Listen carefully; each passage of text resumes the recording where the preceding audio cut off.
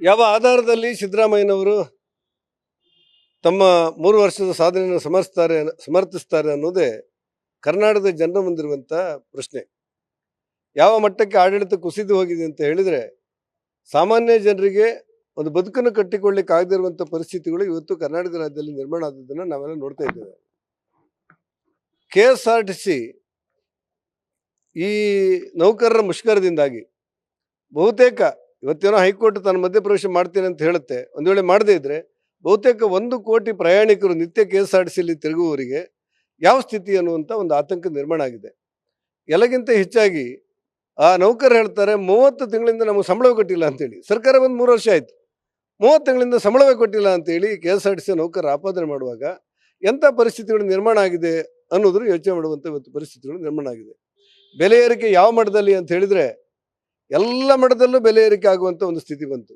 ಒಂದು RTCಯಿಂದ ಹಿಡಿದು ರಿಜಿಸ್ಟ್ರೇಷನಿಂದ ಪ್ರಾರಂಭವಾಗಿ ಹಾಲಿನಿಂದ ಹಿಡಿದು ಆಲ್ಕೋಹಾಲ್ವರೆಗೆ ಇವರ ಬೆಲೆ ಏರಿಕೆಯಿಂದಾಗಿ ಜನ ತತ್ತರಿಸುವಂಥ ಪರಿಸ್ಥಿತಿಗಳು ನಿರ್ಮಾಣ ಆಗಿದೆ.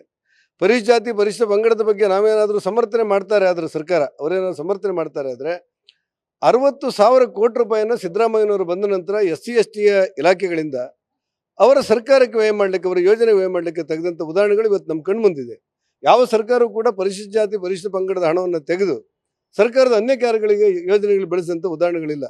ಆದರೆ ಈ ಸರ್ಕಾರ 60,000 ಕೋಟಿ ರೂಪಾಯಿಯನ್ನು SC/ST ಹಣವನ್ನು ತೆಗೆದು ಗ್ಯಾರಂಟಿ ವಿನಿಯೋಗ ಮಾಡುವಂಥ ಕೆಲಸ ಮಾಡಿದೆ. ನಾನು ಸರ್ಕಾರಕ್ಕೆ ಹೇಳಿದೆ, ನೀವು ಹಿಂದುಳಿದ ವರ್ಗದವರಿಗೆ ಗ್ಯಾರಂಟಿ ಕೊಡ್ತೀರಾದರೆ ಅದಕ್ಕೆ ಹಿಂದುಳಿದ ವರ್ಗ ಇಲಾಖೆಯನ್ನು ತೆಗಿತಾ ಇಲ್ಲ. ನೀವು ಜನರಲ್ಲಿ ಅಲ್ಪಸಂಖ್ಯಾತರಿಗೆ ಕೊಡ್ತೀರಾದರೆ ಅಲ್ಪಸಂಖ್ಯಾತರ ಇಲಾಖೆಯಿಂದ ತೆಗಿತಾ ಇಲ್ಲ. ಜನರಲ್ಲಿ ತೆಗಿತಾ ಇದ್ರೆ ಬೇರೆ ಹಣ ತೆಗಿತಾ ಇಲ್ಲ. ಎಲ್ಲವೂ ನೀವು ಬೊಕ್ಕಸದಿಂದ ಕೊಡ್ತೀರಿ. ಪರಿಜಾತಿದ ಮಾತ್ರ ಹಣ ಅವರ ಹಣ ತೆಗೆದು ಅವ್ರಿಗೆ ಕೊಡ್ತೇನೆ ಅಂದರೆ ಯಾವ ನ್ಯಾಯ? ಯಾಕಂದ್ರೆ ಅವ್ರ ಶಾಲೆಗಳು, ಅವರ ಶಿಕ್ಷಣ, ಅವರ ಆರೋಗ್ಯ, ಅವರ ವಸತಿಗಿರುವಂಥ ವ್ಯವಸ್ಥೆಗಳು ಅದನ್ನು ಕೂಡ ತೆಗಿತಾ ಇಲ್ಲ. ಹಿಂದುಳಿದ ವರ್ಗದವ್ರಿಗೆ ನೀವು ನ್ಯಾಯ ಕೊಟ್ಟಿದ್ದೀರ ಕೇಳಿದ್ರೆ ಯಾವ ನಿಗಮಕ್ಕೂ ಹಣ ಕೊಟ್ಟಿಲ್ಲ.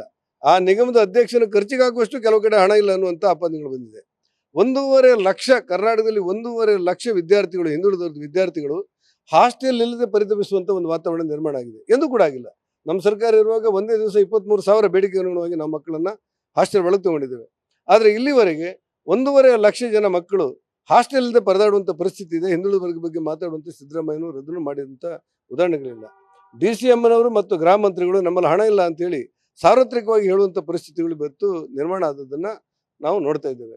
ಈ ಎಲ್ಲ ಹಿನ್ನೆಲೆಯಲ್ಲಿ ವಿಫಲವಾದಂಥ ಒಂದು ಸರ್ಕಾರ, ಕಾನೂನು ವ್ಯವಸ್ಥೆ ಹದಗೆಟ್ಟು ಹೋಗಿದೆ.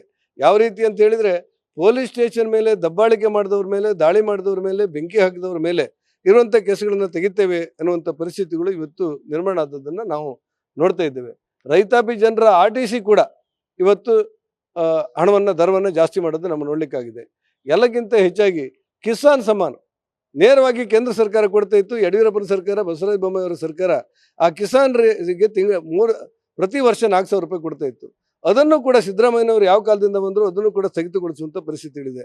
ಸಾಮಾನ್ಯ ಜನರಿಗೆ, ಬಡವರಿಗೆ ಅವಕಾಶ ಆಗುವಂಥ ಈ ಜನೌಷಧಿ ಕೇಂದ್ರ ಅದನ್ನು ಮುಚ್ಚಲಿಕ್ಕೆ ಹೈಕೋರ್ಟ್ ಮಧ್ಯಪ್ರವೇಶ ಮಾಡದೆ ಇಷ್ಟೊತ್ತೊಳಗೆ ಮುಚ್ಚಿಬಿಡ್ತಿತ್ತು. ಈಗಲೂ ಕೂಡ ಅದನ್ನು ಮುಚ್ಚಬೇಕು ಅನ್ನುವಂಥ ಹಠಮಾರಿತನ ಇರುವುದನ್ನು ನಾವು ನೋಡ್ತಾ ಇದ್ದೇವೆ. ಕೇಂದ್ರ ಸರ್ಕಾರ ಕೊಟ್ಟಿರುವಂಥ ಜಲಜೀವನ ಯೋಜನೆ ಕರ್ನಾಟಕದಲ್ಲಿ ಪೂರ್ಣ ವಿಫಲವಾಗುವಂಥ ಒಂದು ಪರಿಸ್ಥಿತಿಗಳಿದೆ. ಅಂದರೆ ಎಲ್ಲ ಹಂತದಲ್ಲೂ ಆಡಳಿತ ವಿಫಲವಾಗಿರುವಂಥ ಒಂದು ಸರ್ಕಾರ ಇವತ್ತು ನಂಗೆ 3 ವರ್ಷ ಆಯಿತು ನಾವು ಸಾಧನಾ ಸಮಾವೇಶ ಮಾಡ್ತೇವೆ ಅಂತ ಹೇಳಿದರೆ ಒಂದಂತೂ ಸತ್ಯ, 3 ವರ್ಷ ಮಾಡಿದ್ದೇ ಒಂದು ಸಾಧನೆ ಎನ್ನುವಷ್ಟರ ಮಟ್ಟಿಗೆ ಇವತ್ತು ಸರ್ಕಾರ, ಕಾಂಗ್ರೆಸ್ ಸರ್ಕಾರ ಇದೆ, ಸಿದ್ದರಾಮಯ್ಯ ಸರ್ಕಾರ ಇದೆ. ಹಾಗಾಗಿ ವಿಫಲವಾದಂಥ ಒಂದು ಸರ್ಕಾರ ತನ್ನ ಶಕ್ತಿಯನ್ನು, ತನ್ನ ಪ್ರಭಾವವನ್ನು ಉಳಿಸ್ಕೊಂಡಿದೆ ಅಂತ ಹೇಳೋದಕ್ಕೋಸ್ಕರ ಈ ಸಾಧನಾ ಸಮಾವೇಶ ಮಾಡ್ತಿದ್ದು ಬಿಟ್ಟರೆ ಕರ್ನಾಟಕದ ಜನತೆಗೆ ಯಾವುದೇ ಕೂಡ ನ್ಯಾಯ ಸಿಕ್ಕಿದಂಥ ಉದಾಹರಣೆಗಳು ಕಂಡು ಬರ್ತಾ ಇಲ್ಲ. ನ್ಯೂಸ್ ಫಸ್ಟ್, ನಿರ್ಭೀತಿಯಿಂದ ನಿಮ್ಮ ಪರವಾಗಿ.